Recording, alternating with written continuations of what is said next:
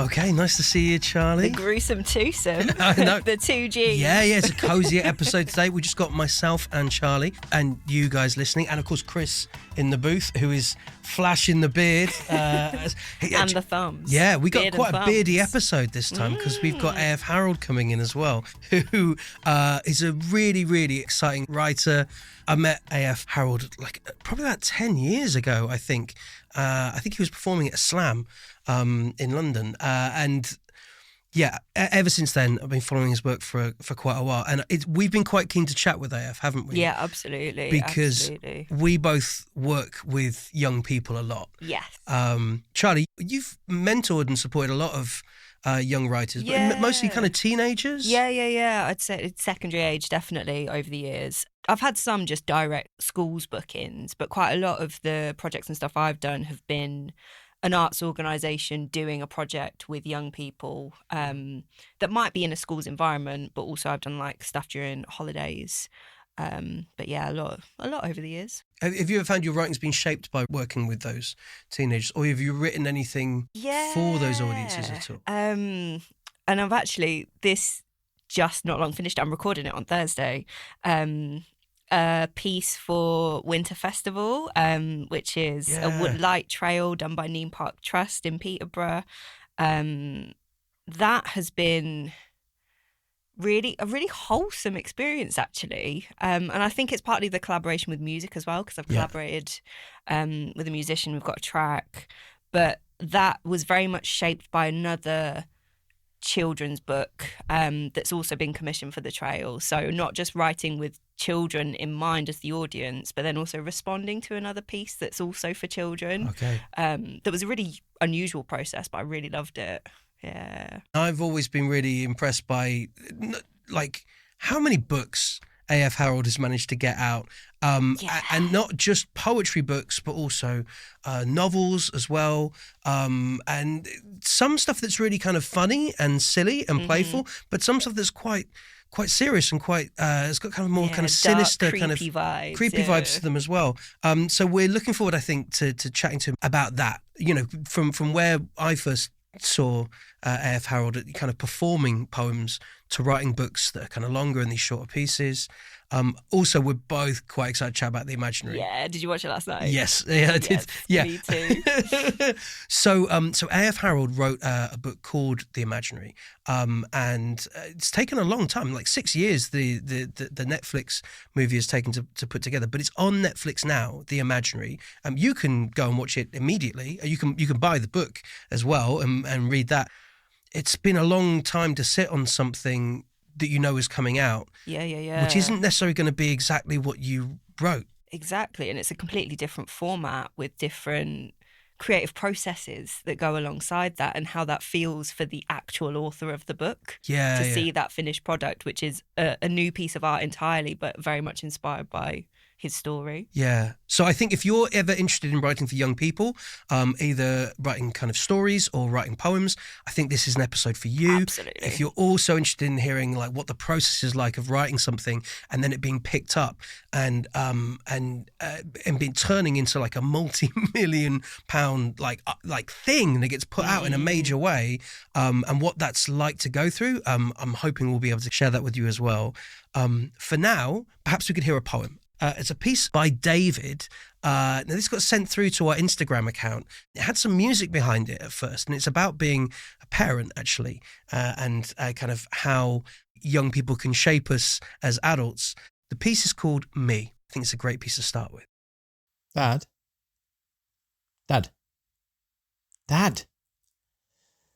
A name not mine before.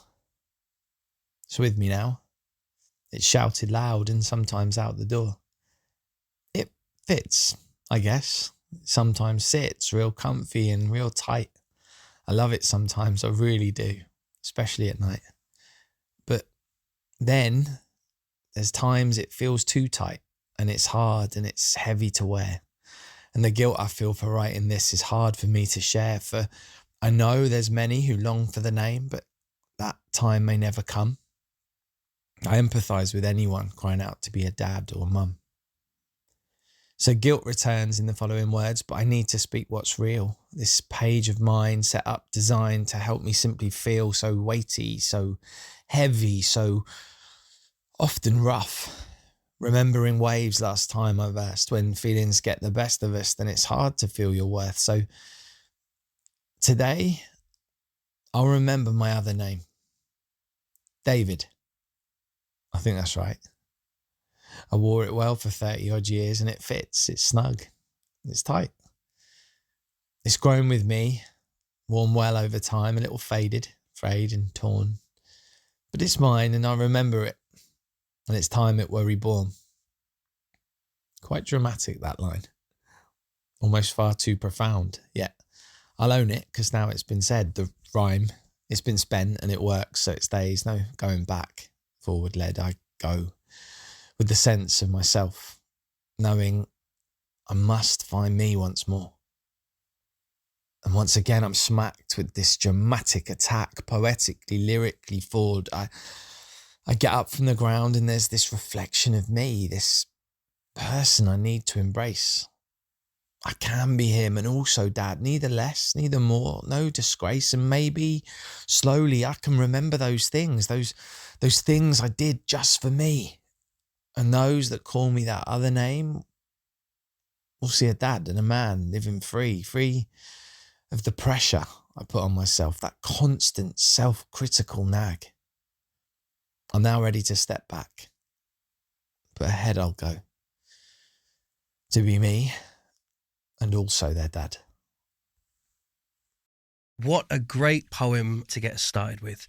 Well, we're really excited right now because we have got AF Harrold with us. Way, welcome. In the house. Yes. Yeah, and it's a pleasure to be here. Thank you, Mark. Thank you, Charlie, for having me. It's really nice to see. What fun. I think the last time I saw you, you and Mixie were doing your, I want to say John Clare show, but it wasn't that. It was slam poems versus classics. Yeah, it was Dead Poets Death Match. Yeah, it was an unusual concept. Basically, we took loads of famous dead poets and we had a Street Fighter 2 menu screen, and you could choose who you wanted to see. We'd tell you about them, we'd dress up as them, and we would have rap battle. That was it, yeah. Wicked. I can't believe we didn't get that many show. people come out to see it. It's amazing. I went all the way to Basingstoke. You did? To watch that. I live in Reading. It's not an enormous trip, but it is 2 trains for me. So that's Commitment. How much effort I put in. I really, we both really appreciate it. But since then, you just had so many books. I mean, I've had some books come out, but this is a poetry podcast. I've not had that many poetry books because I began like you a long time ago, more or less as a slam poet, and I found this thing that many of us find. Oh, hang on! I've got to make a living as a poet somehow. And you end up visiting schools. I began going in and doing some school workshops with friends of mine like Steve Larkin and Rob G. We did schools sort of around Oxford and putting on slams and things. And I discovered after doing a few things that I much preferred being in a primary school than a secondary school. And I did a little book called I Eat Squirrels, a little self-published poetry book there to have something to flog on school visits. And eventually I was at a school in Abingdon called St Helens and St Catherine's. I remember this very clearly. There was a girl with her arms crossed who looked me dead seriously in the eye and said, "Well, sir, poems all well and good, ain't they? But you ever written a proper book?" Oh, wow. And I woke up one night with an idea, a thought in my head, and I stumbled in the darkness from my bedroom to my study and wrote with no glasses on in the dark, sort of wrote on a marker pen on my desk and something. Got up in the morning and found this bit of paper that said, "A clown runs away from the circus and joins the library." I thought that's a funny little poem, isn't it? There's a funny little sort of turnaround of expectations. And instead of writing a poem, I wrote a book. I wrote a story. Fizzlebert Stump, the boy who ran away from the circus and joined the library. And that was the first children's story I'd written. And in order to write it, I read other contemporary kids' books. I read Philip Arders, Eddie Dickens' trilogy and things to find out how long a children's book should be. Count the words, see what sort of length. Okay, about 30,000 words, fine. A poet gave me some editors' names, sent it off to a few places, collected rejection slips, and had it accepted in one place at Bloomsbury. And they took me on and then asked for more stories. And I had to write more prose books. How many books do you get coming out every year now? There was a time when I had 2 or 3. This year I've had a few, maybe sort of 1 or 2. There's nothing new. Next year there's a poetry book. I've got a backlog of things that we're trying to convince publishers to take. They took me on as a funny writer. Because Fizzlebert Stump, the boy who ran away from the circus and joined the library, is a comedy. Yeah. It's a funny book about a boy who lives in a travelling circus and has zany adventures. And I wrote 2 of those, and they gave me another contract for 2 more books. And they were specified another Fizzlebert Stump book, and then the 4th book, the other book on the contract, was whatever you want. But, we'd quite like more of what you do, because publishers are conservative with a small c. They like what they know you can do. And so I wrote a 3rd Fizzlebert Stump, and then I wrote a book called The Imaginary that we're going to talk about in a bit, which was very different. It's not a comedy. It's a little bit creepy. It's a very different tone of voice to the ones that I'd given them. And I felt really anxious handing this thing in because they'd bought me as a funny writer, and they could have turned around and said, well, that's not what we asked for. We preferred your early funny books. Yeah. But fortunately, they saw something in The Imaginary that they liked, even though it was very different, and then said, oh, well, now you've got these sort of 2 strands, the comedy books and these sort of dark fantasy, whatever they are, books. So we'll do that. And then I'm like, well, I'd really like to do some poetry. Would you let me do some poetry now? And they'd let me do these other things. So I said, okay. I did a poetry anthology called Midnight Feasts that I put together. And now they're trying to sell 3 different things from me. They're trying to sell the funny books. They're trying to sell these strange, dark fantasy, whatever they are, standalone novels. And now I'm trying to make them sell poetry as well. And then it starts getting really tricky. And publishers don't know how to deal with you. How to sell the books. Because you get booksellers going, oh, yeah, no, you want funny books? Yeah, no, there's a new A.F. Harrold coming, but it's not a funny one. Yeah. Or people saying, oh, you really enjoy that dark, creepy book. Well, here's some poems about food. It doesn't help them. I think that's definitely something I also see in poets that don't have a publisher. I definitely feel it. Like, I write lots of stuff that's very inappropriate for children in a family setting, but then I do a lot of workshops in schools, and then I've started to write a little bit more for a different age or a different audience, or some bits are performed but some bits aren't. It's then really hard to brand yourself as an individual as well, because you're split in so many ways.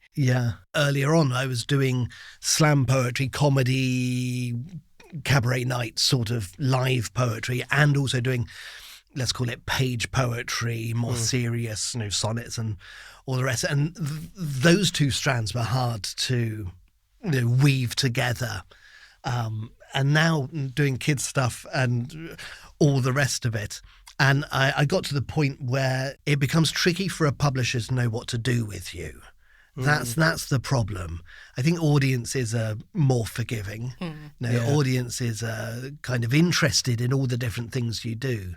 But when it comes to marketing and publicity and those people, and when they actually start looking at your sales figures when they're thinking about taking the next book, that's also a problem there. Because I've had some things that have done, have done all right, and then things that haven't sort of followed up on that early promise.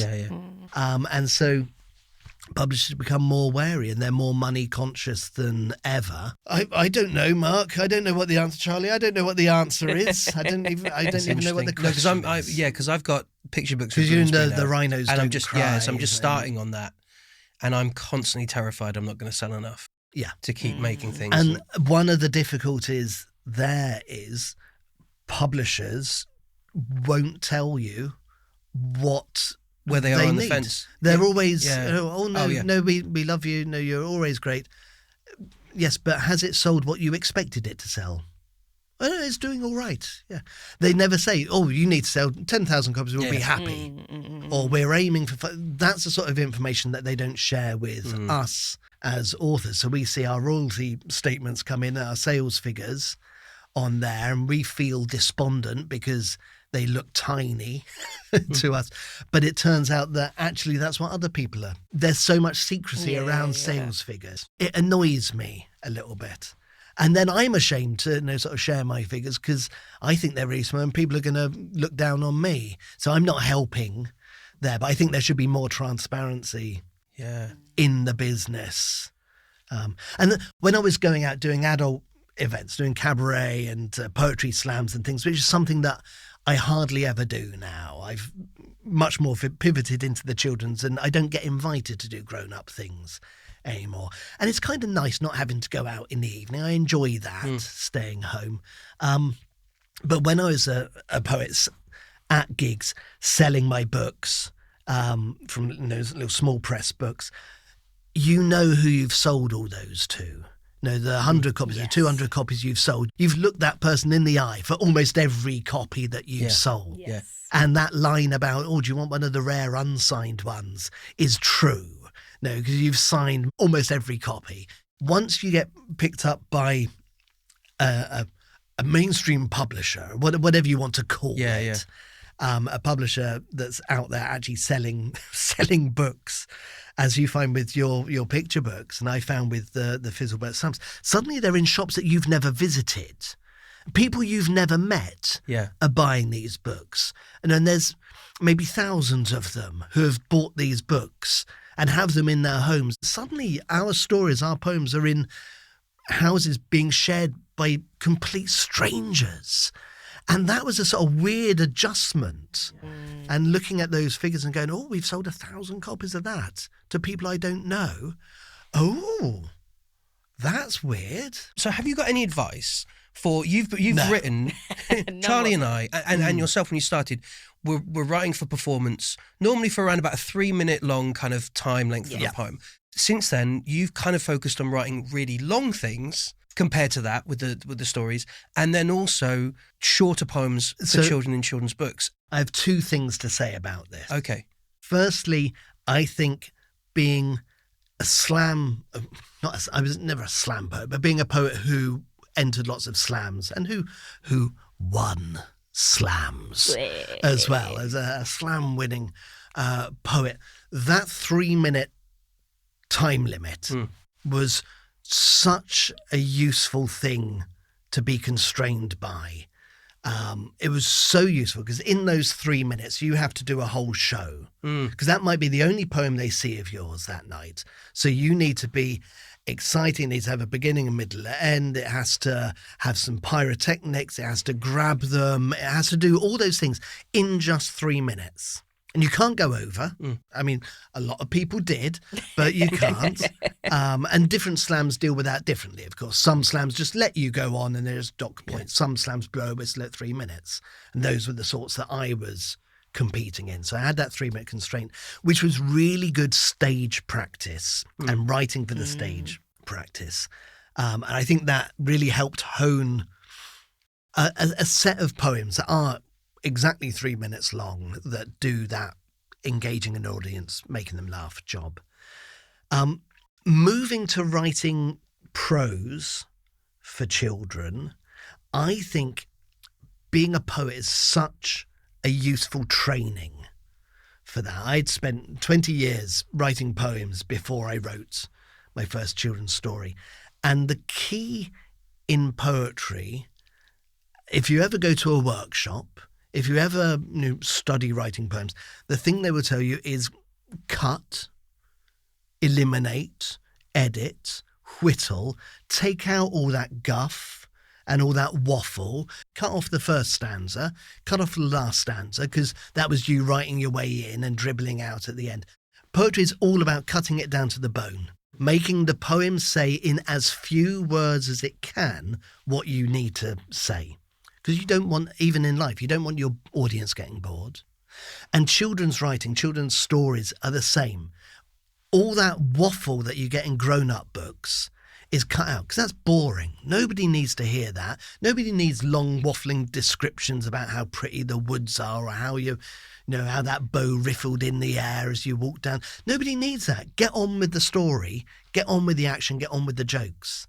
And I think that training of cutting as a poet, whether it's to fit it in a sonnet or whether it's to fit it in 3 minutes on stage, was such good training to do that cutting and not be precious about it, to fit your things into a 30,000 word or 20,000 words children's story, which are the sort of things that I've been writing, or to get it into a 700 word picture book text. It's all poetry. It's those same skills there. And I love short poems. I always did. I did them on stage as a grown-up as well. But one of the things I enjoy doing is writing poems on postcards. And this is a service I offer through my website, www.afharoldkids.com.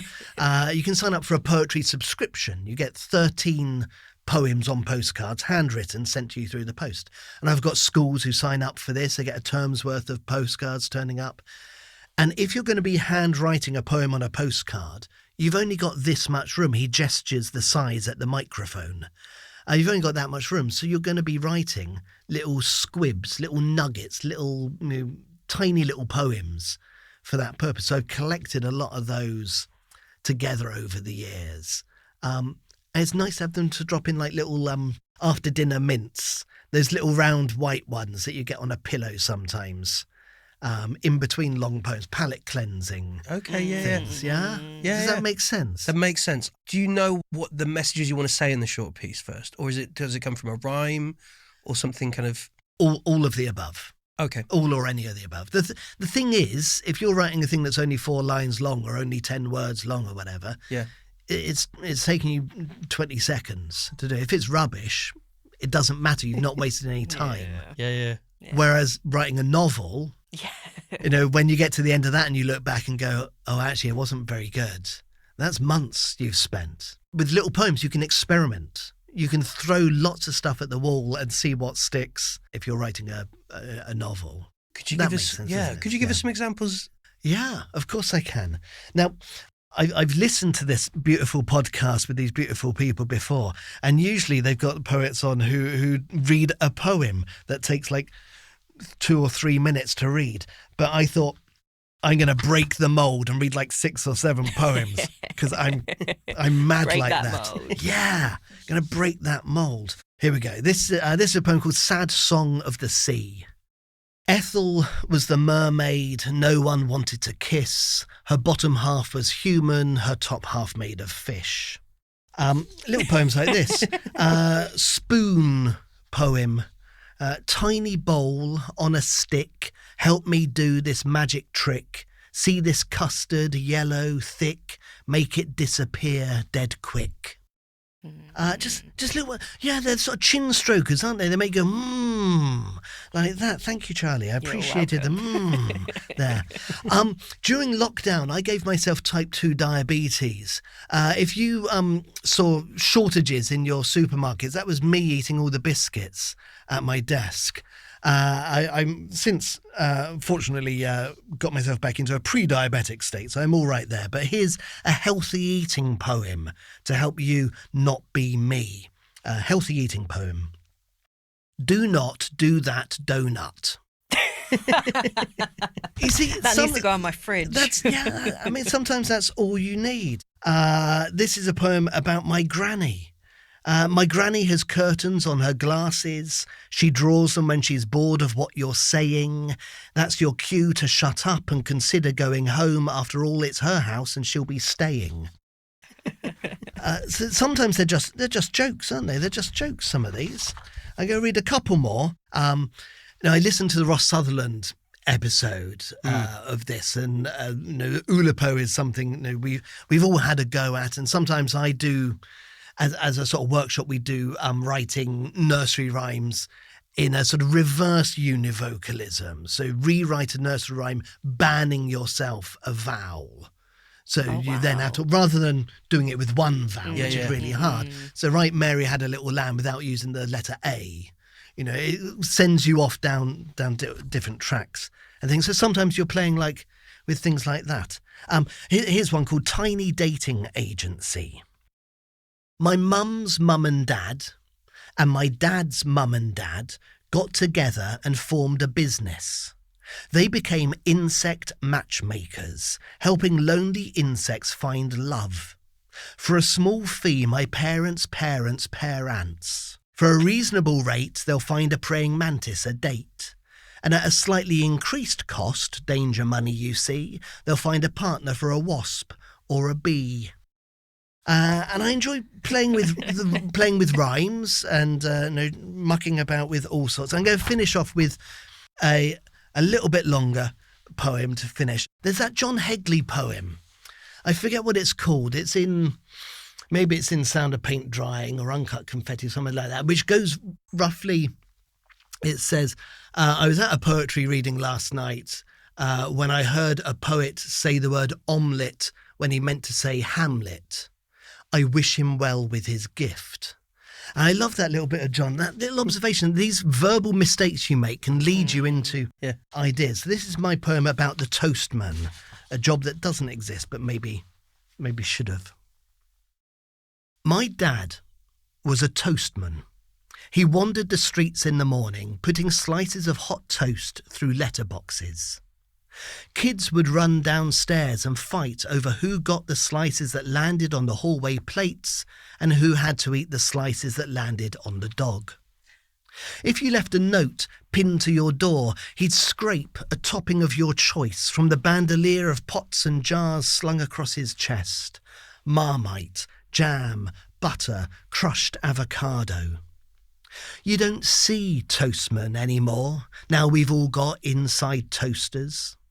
It's more convenient, sure, and fewer dog hairs get consumed by fewer children, but I miss the hot smell, and I miss the rattle of the letterbox, and I miss my old man, who's gone, like the job, long ago, vanished, whistling off into the winter morning, bag of hot toast steaming, and I'm here dreaming of a better world and a simpler time. There we go. It was a little poem. Great. Thank you. Thank you so much. That's okay. That was great. Thank you.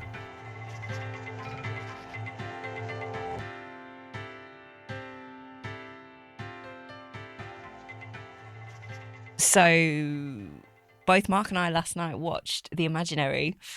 Together? Not together. No, separately. Round the corner from each other, though. Oh, that's nice. Well, I'm much happier about you not watching it together because that's then 2 views on Netflix rather than 1. And I believe these things at the end of time are important, number of views. So well done. So, Charlie, you were saying you and Mark both watched the film last night and you hated it. That's an awful thing to say to me. Awful thing to say. No, I very much loved it. But obviously, it's inspired by your original book, The Imaginary, which is 10 years old, right? It's 10 years old, literally a couple of weeks ago as we record this now at the start of November 2024. So, yeah, I think October 24th, 2014, the book was first published. How does that feel to have something that was It makes me written? feel old. Old. Sorry. Yeah. Does it feel cool at the same time that it's got this new life again? Or do you see them very much as separate things? It's really interesting, I think, how quickly things become normal. What I mean is, a few years ago when I first got an email from a man in Japan saying, oh, we're interested in making a film out of your book, The Imaginary. It was like, flippity heck, what's that all about? And then once contracts were actually signed and it was real, it was like, oh my goodness. And now it's just like, well, of course there's a film. And it's become really, not boring, but ordinary. I mean, it just is a thing that is. And I sometimes look around and think I shouldn't feel like that. I should still be excited and amazed and I am quite frankly, very honoured that they did this thing. A man in Japan, right, Yoshiaki Nishimura, the producer and the head of Studio Ponoc, this animation studio in Japan, went into a bookshop in Tokyo in 2016, saw the Japanese edition of The Imaginary on a shelf or on a table, picked it up, looked at some of Emily Gravitt's illustrations in there, thought, well, this is interesting, took it home with him. And if he'd gone into that shop 10 minutes earlier, that book might still be in a box waiting to be put on the shelf. If he'd gone into that bookshop 10 minutes later, somebody else might have bought it, and he'd have never known the book existed. That moment of serendipity, that moment that you can't plan, that still shocks me and makes me anxious about the fragility of the world. That whole sort of sliding doors business of 10 minutes later, 10 minutes earlier, is amazing. And then he liked it, he bought the rights to it, and he set to work this studio, this animation studio in Japan. Hundreds of people made that film. I sat in my bedroom, in my spare room, by myself for 2 or 3 months and wrote the words. By myself, at a laptop, at a computer, tick, tick, tick, tick, tick, tick, tick, tick, tick, tick. That's me doing the typing on a keyboard motion with my fingers in front of the microphone. Tick, tick, tick, tick, tick, by myself. And then hundreds of people come together to make a film out of it. That's crazy as well. This little thing that I did by myself has led to employment for 400 people. I'm a job creator. I mean, not really, because if they hadn't took my book, they'd have taken another book. Those people would have made a film of something. And now I get to sit down and put the Netflix on, who have worldwide distribution rights for it. So people in any country in the world that have Netflix can now watch this film that is related to my book, that is inspired by, that tells the story of the book that me and Emily Gravitt made. That's kind of crazy. The whole thing's a bit weird, but then at the same time, it just is what it is. So when you were in the process of this being made, it's quite a big thing to carry around, but you can't share with anyone what's being produced. Yeah. I imagine like year 1, year 2, year 3, you're excited. You might be telling people. Not telling anyone. Yeah. Because I'm not allowed to tell anyone. I mean, Izzy knows, my brother knows, but I can't tell people because that's in the contract. You can't tell them. So it's not until the film studio actually announce it themselves that you can go, oh yes, by the way, this thing's happening. And that was a couple of years before that happens, that I had to carry this thing around on my shoulders. But at the same time, it was all right. You know, they'd paid me some money at that point. At that point, it might never get made.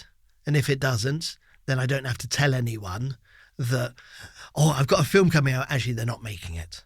You know, you don't have that sort of disappointment. We announce so many things in our professional lives and personal lives, and then have to sort of backtrack and go, oh, actually, it didn't work out. It's nice to not have to do that. You know, have to sort of disappoint yourself and embarrass, oh, I failed. So that was quite nice. I got sent a script, an English translation of the script they were going to work with, to look through, to read, because the contract had a term in it, meaningful consultation. The author will have meaningful consultation on the script. So I sent some notes, and they consulted them and filed them in the circular receptacle in the corner, and made their film. And finally, I get to go and see it at a private screening in London. I've invited some friends and other sort of children's book authors too. That is the most sort of nerve-wracking moment, because up to then I don't know what they've made, what they've done. Yeah. And I'm sitting down with these people watching this film, and they could have completely done something different. And it's entirely in their rights to do that. And I've watched Howl's Moving Castle, and I know, and then I've read Diana Wynne-Jones's book, And there's very little relation between the two. If they changed 3 more things in the film, they wouldn't have had to pay her rights for the book. It's that different. And they could have done that with the film. And I sat there and watched it. And, it was all right. I came out going, that's all right. That was my story. Yeah. There are lots of differences of detail, but, that's still my story there. And I'm quite happy with this. And I think a lot of people will like the film very much. And I hope some of them go and read the book and discover the differences. They're different media that tell the story in a different way. That as a reader, you're there taking the words in at your own pace, skipping forwards, skipping backwards, pausing whenever you want. A film is entirely passive. You strap in at the beginning like a roller coaster, and then you are taken down the story at the filmmaker's speed. And so recognizing those differences between the two things, I came out going, yeah, their version is really good. I like that. It's not entirely what I would have done. But if you want to know what I would have done, I would have made a book. I'm again holding the book up to the microphone. I would really recommend people watch the film and then read the book and do it in that order. The story, the main plot is exactly is the same. Roger is Amanda's imaginary friend. Amanda gets knocked down by a car. I can say that because the first line in the book is Amanda was dead. In the Dutch edition, because I get these foreign editions of the book, and most of them I can't read, or the French one, Amanda il est morte, those things. The Dutch one says Amanda was dude. A D-O-O-D, which just sounds like hang five, man. Hey, Amanda was dude, which made me very happy. So, yeah, she's knocked down, goes to a hospital. Roger has to find his way back to her, finding people to believe in him along the way, otherwise he'll fade away. There's a cat called Zinzan, Oh, yeah. who's an important character as well, who saves Roger from fading. And so the story, the plot is all there. But the main difference that I find fascinating between the book and the film, Roger is born from Amanda's grief over her father being dead. That whole sort of grief plot isn't in the book. I wrote the whole story about Amanda, Roger, and Amanda's mum. And I got to the end, and there simply wasn't any room in the story, in the sort of bits set at home, didn't need any other characters. So I never wrote a father in. It's just Amanda and her mum and Roger. And my editor said, well, we need to say something about this sort of missing father figure. And so I wrote one sentence in the book somewhere that mentions a photograph up on a corkboard of Amanda as a baby with her mum and her dad there, and he died shortly after she was born. It's one sentence thrown around just to get him out. Just so people aren't asking questions, get him out of the way. He died when she was a baby. But to Amanda, this is just the way it's always been. It's her and her mum and Roger. And one of the reasons I went with that is I'd actually done some research.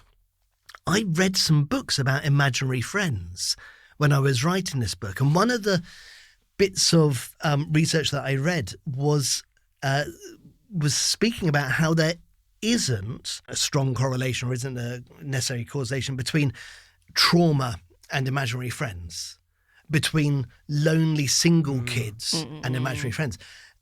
Imaginary friends more often appear amongst the bright, sparky, happy kids who've got lots of friends, who are just imaginative and who are having a lovely time, who just come up with another person. Yeah. I wanted it to be, in the words of Roald Dahl at the start of Danny, Champion of the World. He's got a little sort of preface talking about sparky kids. Yeah. And I wanted Amanda to be a sparky kid, and it says in the book that's what she is. She's just full of life and imagination, and this is where Roger comes from. Because I didn't want to diminish him or her by saying, no, you only exist because. Yes. Yeah. He exists because she's full of Yeah. life. But I think in a film, having that hook, having that explanation that gives you a resolution as well is really important and works really well. I wouldn't want that in my book. In my book, there is a tragedy, and the tragedy is growing up. The tragedy is moving on. Imaginary friends, you forget them as you grow up. This is a part of nature. It's like puberty. You go through it, you become a grown-up. Not only does your body change, but your imagination changes, and you leave your imaginary friends behind. And so Roger knows that this is what's going to happen to him as Amanda grows up, and this is what's happened to Amanda's mum, Lizzie, in the book.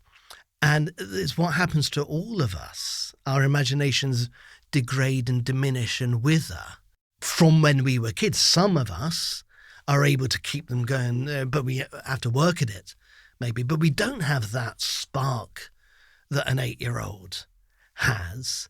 And that's the tragedy that I think is in the book, is that growing up. And it's expressed through Lizzie, through Amanda's mum, through the regaining of her connection with Fridge, the dog. I'm going to read a paragraph from the end, because this is the only book, as far as I'm aware, in the whole of children's literature that has a picture of a woman hugging a dog while a cat watches. Wow. And this is one of my very favourite pictures, a lady hugging a dog while a cat watches. It just makes me very, very happy. This is beyond the end of the film, this scene. Fridge has came home with them, but now he's gone. He's vanished. He was old. He was thin. Roger had sat with the dog. He'd liked Fridge, but now, a few hours later, he already found it difficult to remember exactly what the dog had looked like. He was forgetting, just like he'd forgotten... he thought he'd forgotten someone. Who was it?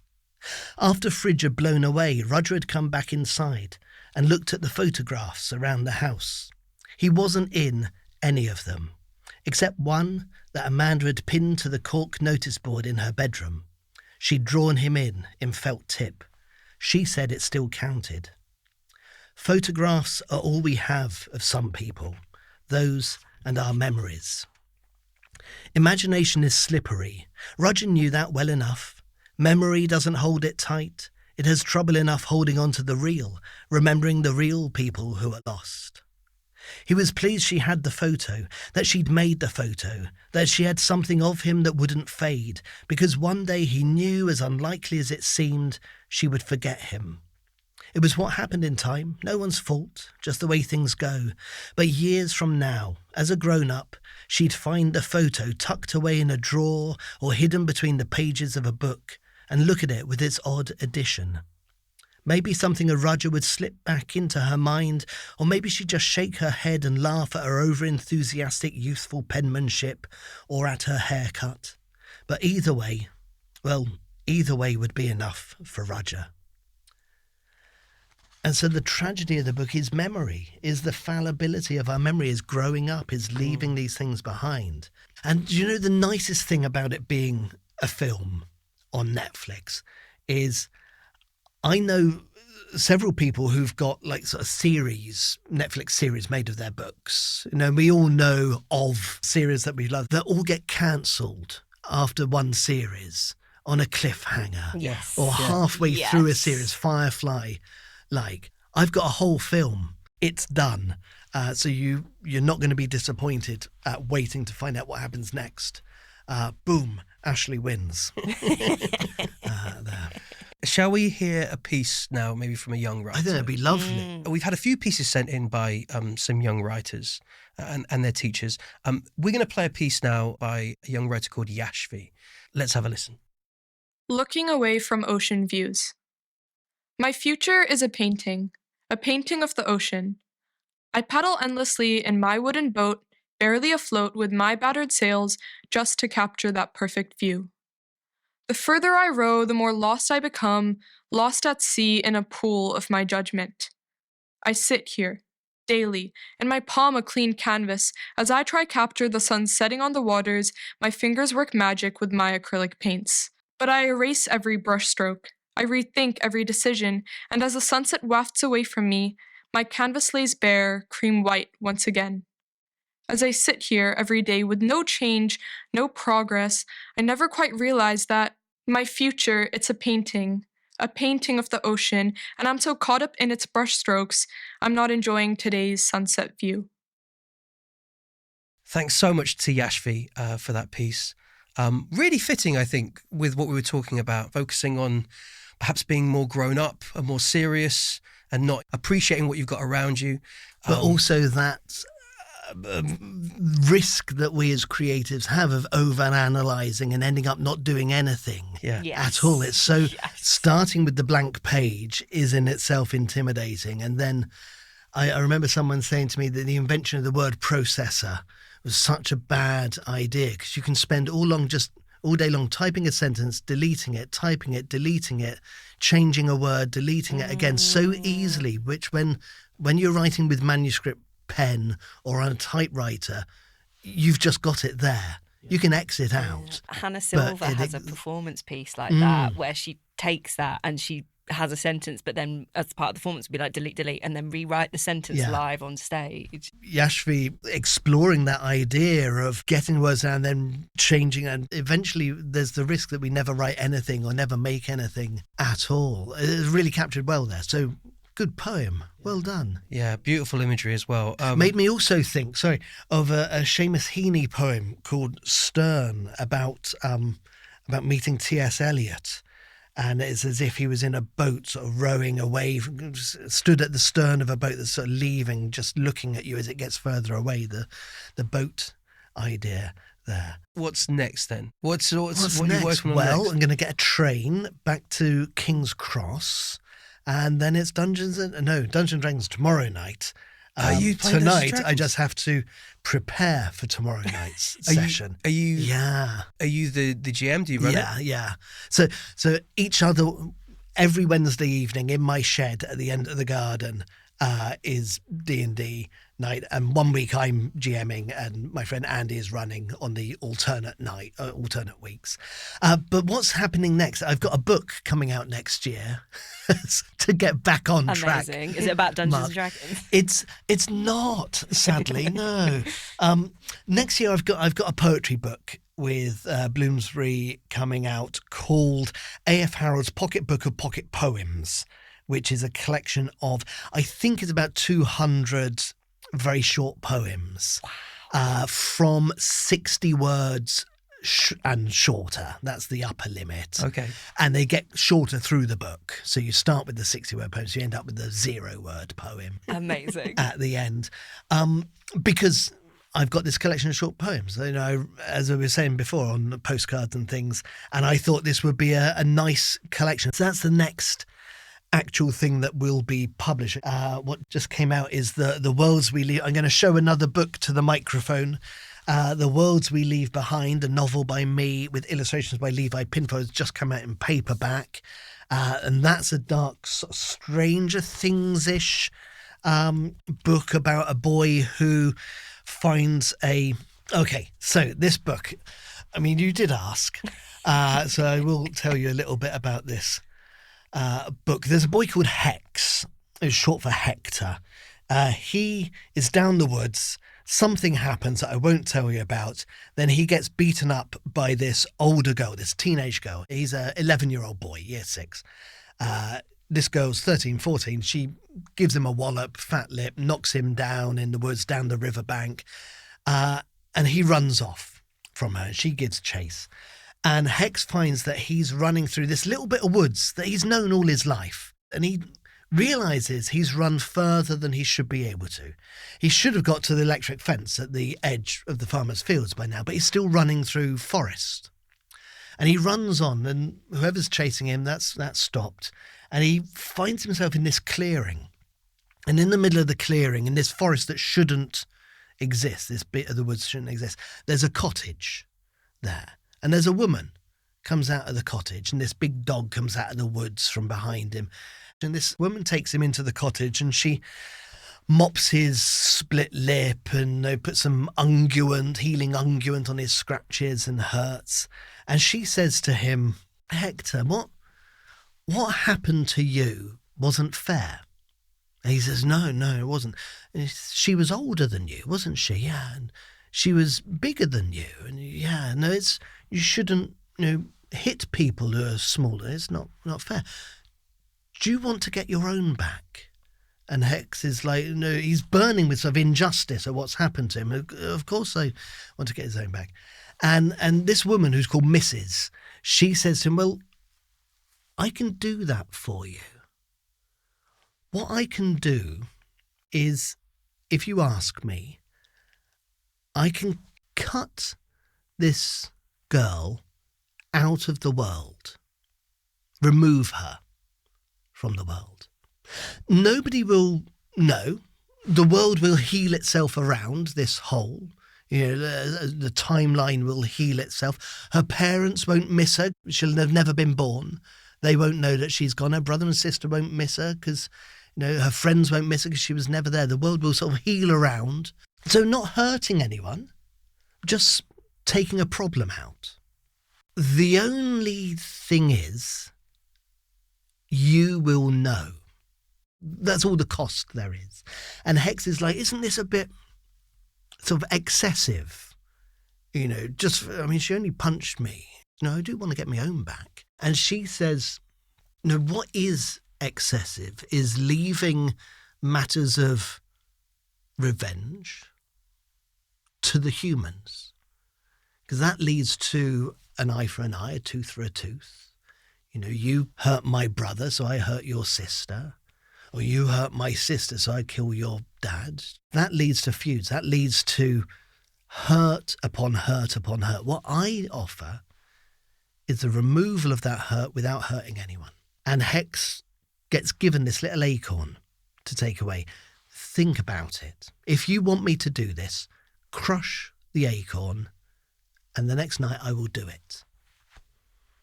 And that's what the book's about, this question about what is justice worth? What is revenge worth? What's getting your own back worth? If you were offered this painless method of justice, would you do it? Would Hex do it? And the book explores this, and stuff happens, and Levi Pinfold has done the most gorgeously wonderful art in here. I'm going to show Charlie another picture. This is the sort of quality of the art in there. Wow. And the idea for the book, my initial thought for the book began with these pages. I'm now holding up 2 blank, entirely black pages, followed by a black page sort of fading into light. So 4 blank pages. I wanted 8 blank pages in the middle of this book.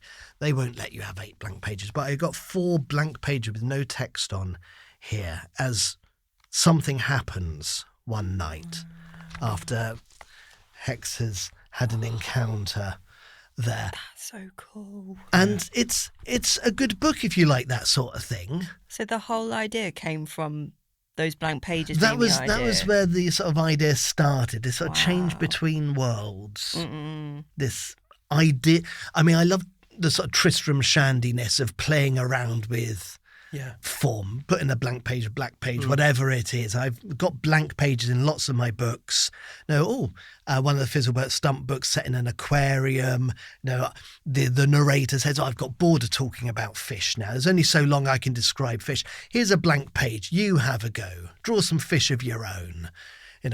I enjoy that sort of playfulness. And so doing that playfulness in a dark book, a sort of dark fantasy, that's that. So these sorts of things are what keep me busy. As I get older, I find I'm more and more happy to remain silent, to not write. I used to, when I was in my 20s, I burnt with the need to write poems. I burned up, I had to do it. And now, if I've got something I want to say, I have some media to do it, I can do that, but I'm really happy not doing it now. And I kind of feel slightly guilty about that because, a lot of people want to write and can't and don't have the time and don't have the sort of, the privilege to do that. And so I feel a little bit guilty doing that. But it's nice to realise that I'm in this position where I've put things into the world that I'm proud of and happy. And I think something like The Imaginary or something like the book of Not Entirely Useful Advice, it's a book of silly poems, but I think it's a really good book of silly poems. I've made these things and they're out there. If I never made another thing, I can still feel proud of my oeuvre. Yeah. Of my oeuvre, which is a French word meaning oeuvre. I'm not burning with that need. D&D's really nice because you are writing your own Netflix series and just with your friends, And right? the most wonderful thing about it, I sit in my shed with 5 other people and collaboratively make up stories. But my favourite thing as a GM is sitting back and doing nothing and just watching characters talk to one another. And I'm very up on players not knowing things that other players know. So I'll do sort of private little sort of side sessions or things on Messenger with certain characters, and they can only find out things via the characters talking to each other. And some characters are so impetuous, maybe, that you know they're going to touch that cursed dagger. You can just put it in a room and you know someone's going to... Who's going to pick it up? Well, I know who's going to pick it up. And then the characters argue about it and they talk, and you're just sitting there with your own improv show, creating these stories that only exist for 6 people. Now, I've no interest in doing a sort of a real play podcast or anything of our sessions. But coming back to this as an adult, I guess I was about 40 when I got back into this after 20 years of not doing it, or 25 years of not doing it as a teenager. And the last 9 years in that case have just been joyous. I've really enjoyed being back in that world. Yeah. I've never played. You not? Why is Charley properly, not in your group? Well, do you know what? I go over to Leicester for it, but do you know what we should do? We should. Have you got Burko in your group? No, gosh, that'd be a lot.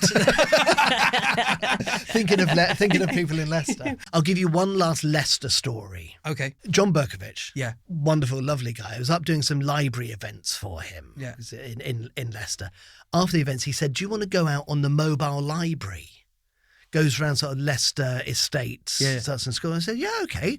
I wouldn't say no to that. So I get on this mobile library with John and the driver, and we're sort of driving around. The first place we stop, this girl gets on, this 10-year-old girl comes up. She's bringing a book back to the library. She's the only person who's come to the mobile library. She's bringing a book back.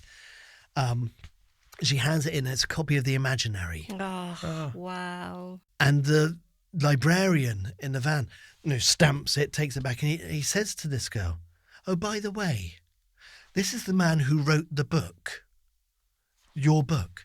And she looks at me, this poor Polish girl who's just brought this book back. She looks at me and our eyes meet, and she's like, "Flipping it, this isn't going to happen every time, is it?" She was terrified because he then said, "Oh, did you enjoy it?" And she's like, "Oh, I didn't finish it," which is fair. Don't ask her. I don't want the poor girl. But it's her first time using the mobile library. Bring this book back. Going, is this going to happen every time? Every time I bring a book back, I'm going to have to face the man. I was expecting. And Burko said, he didn't arrange it. This wasn't a setup. It was just a weird coincidence. I was expecting that to be this lovely, wholesome story where she hugs you and she's like, "I want to be a writer now because of you." No. One of the things when you're meeting kids on your own on a library bus, don't hug them. Well, this is why we keep our DRB checks with us. Thank you so much, DBS. Ashley, for coming on. It's absolutely my pleasure. It's really brilliant to see you again, Mark, and really brilliant to meet you for the Wicked first to time, meet you. Charley. This has been great. It's been amazing. Thanks to Chris in the Chris booth. is right in the booth. He's getting He's doing the two-handed sliders. wave, a little bit of a dance there. So, guys, thank you so much for listening to this episode. We've been so lucky to have AF Harrold with us here. You should definitely check out The Imaginary, not just the Netflix movie, but also the book itself and the new book, The Worlds We Leave Behind. if that excited you as much as it excited us, that kind of synopsis of the opening, you should definitely check that out as well. So it's been Charley with me, Chris in the booth, and AF Harrold as our special guest. This episode was made with public funding from Arts Council England. Thank you very much to them, and thank you so much for joining us every month on this series. Thank you for listening. Goodbye.